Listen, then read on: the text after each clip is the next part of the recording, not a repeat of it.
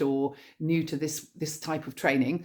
So the scales of training originated from Germany, and it's a system, and it's useful sometimes having a system to stick to so that you know where you're going. So the scales of training are rhythm, suppleness, contact, impulsion, collection, and straightness. Now, they might not actually come out in just a linear line like that, but they are the basics that you could be looked at in your horse's way of going. So from a dressage judge's point of view, rhythm is quite important.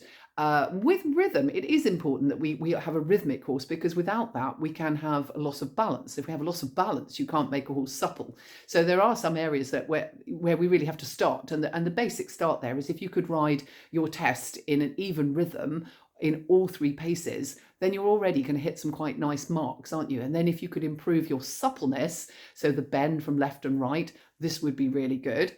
And then to have an even contact. So you can see how this fits together in test riding, but also in general training.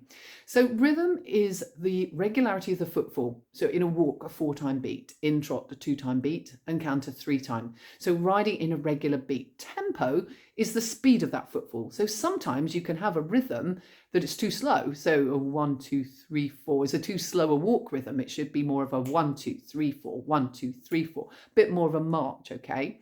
So rhythm is quite important for our balance. Suppleness can be in bend, left and right, flexion from the pole, or across the back, over the back. So sometimes in intro tests and above, we have to allow the horse to stretch, and that is showing suppleness over the back and relaxation. So that is quite important. Contact is the evenness of your rein, and that will depend on whether you hold your reins A, the same length, and B, your hands at the same height, because if you've got one higher than the other, that will affect the evenness of your horse's contact. Impulsion is the energy that we get from the horse that is maintained and contained in controllable energy. So the impulsion, that energy that takes us through, some power, if you could think about it that way. Collection, we use a little bit higher up the ladder, not perhaps in intro, we're not really showing much collection in prelim either.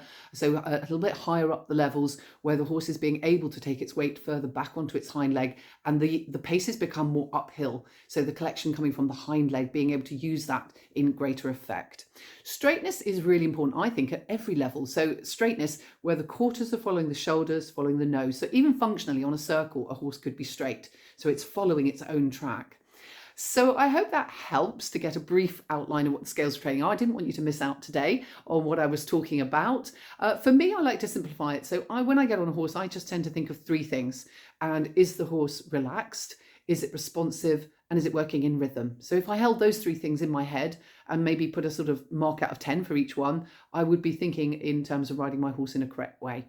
So I hope you're having a good day. I'm going to keep this one short as it is a video, and I have got to get off to work. So I'll speak to you very soon and hopefully see you live next Thursday. I'm talking about confidence next week, if that appeals to you.